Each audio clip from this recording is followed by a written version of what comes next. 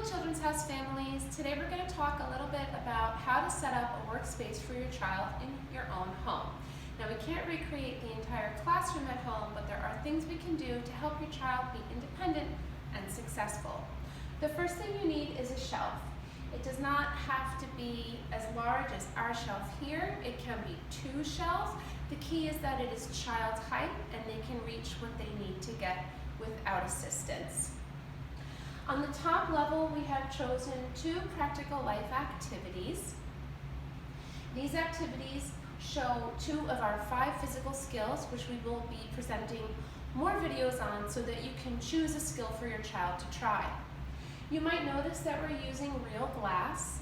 Oftentimes, playthings are wooden or plastic, but we encourage you to show trust in your child and allow them to use something that looks more special to invite them to the work. I have them set up on small trays. You may not have small trays at your home, and that's all right. They can be carried on a plate, or they can be carried individually as long as the child can reach it and take it to the table themselves. On the second shelf, we have 2 more activities. This activity is the soap making activity that we highlighted in a video from our other series of videos. I encourage you to try activities that we post. Choose one that you saw your child take an interest in and gather all the necessary things for that activity together in one spot. It's great to have a tray, but if things are carried individually, that's all right as well. Next to that activity, we have a puzzle. Now, you may be wondering why a simple puzzle as it's not a traditional Montessori activity. The idea is to highlight special toys that your children may have forgotten is there, that you know are engaging. We pick 1 or 2 things at a time to highlight on the shelf with the other activities. The bottom shelf has art supplies. Art supplies should always be in the same place for your child, and they should always be accessible for your child on their own. In this plastic cup, I have a child's scissors, a glue stick, and a pencil. This can be carried with 2 hands wherever the child is ready to work. I've gathered a few crayons of each color together, again in a cup that your child can carry and easily clean up. There's a watercolor available, and paper should always be available. You can limit the amount of paper that's out so that it doesn't become messy in your home, and so that you can say coloring is over for today if you wish, but paper should be in the same place all the time. Let's review some of the things we talked about on our chart. Important keywords to think about are accessible, order, and independence. All of the work should be able to be taken from the shelf by your child on their own. All of the work should return to the same place on the shelf. Now, it may not be as neat as when you set it up, but we're looking for the child to make an effort and to show that they know where things belong. Independence. Another important way to encourage independence are to have things ready for your child so they can do their best. If we're having water pouring out, it's good to have a sponge and a towel ready all the time on the shelf. You might find that your child comes to get their own towel and sponge when something else spills in the kitchen. If they know how to clean up, they can help at any time. The same goes for a floor sweeper. This should be available all the time for your child in a place they can get.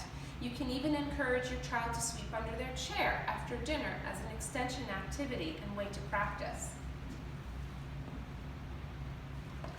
In my home, I have several of these, large pieces of cardboard. I even have a large tray that's plastic originally for hosting guests, but my child can get it any time and then proceed to do artwork where they are allowed, at a table, on the floor, in the kitchen, in the living room, but they know that this is their art space, and that way we don't need to be so worried about using markers in the home and using glue in the home if they have a space that is designated for their art things. Let's talk a little bit about other kinds of things we might want to do at home. An important work to have available for children is Play-Doh. When Play-Doh comes, it usually comes in the little canisters that children can't actually get the Play-Doh out of on their own very successfully or pack away very successfully. So I encourage you to find a container or even a Ziploc bag that can be opened and closed on their own. While it's great to have lots of colors, it's okay to pick just one or two. We should always have Play-Doh tools accessible, but we want to pick a few that show a different skill. Instead of 3 rollers, pick 1 roller, pick 1 scissors, and a cutter. Let's also choose a few shapes to use for cutting rather than an entire kit. These too can be rotated out at a later date. A lot of children love stickers and end up with big sticker collections. Let's choose just one pack that we know our child likes, and that can be something rotated on the art shelf. Many times games come in boxes with pieces all over jumbled together. Let's break that apart for them into sections that can be easily maintained. This is a simple bingo, but all the cards have been put in a box that the child can easily clean up and get themselves. They can also see what the work is without having to open the box.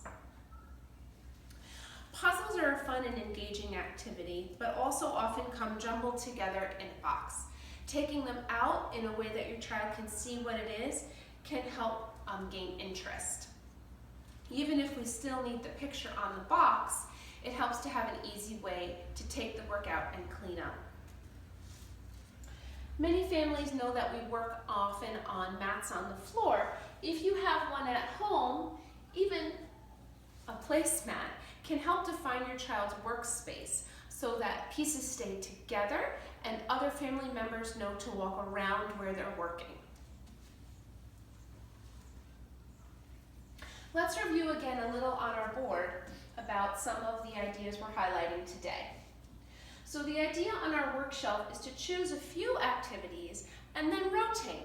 Try something that we post on a video or an idea that your child has, and switch it out for something new the following week, or if you see your child is not maintaining interest. Rotating. Find special items. Glass is okay. Something like glass that makes your child feel invited to the work and know that you trust them. Highlighting special toys or activities. Rather than having everything together in a toy bin or even a playroom, choosing 1 or 2 special things to put on their shelf can, again, gain interest from the child. Art supplies. Art supplies should be limited but always available and always in the same place in your home so they can get things themselves and make whatever they want. Process art. I hope that this was helpful, and I hope that you have lots of fun working with your child and trying the videos that we post. Thank you.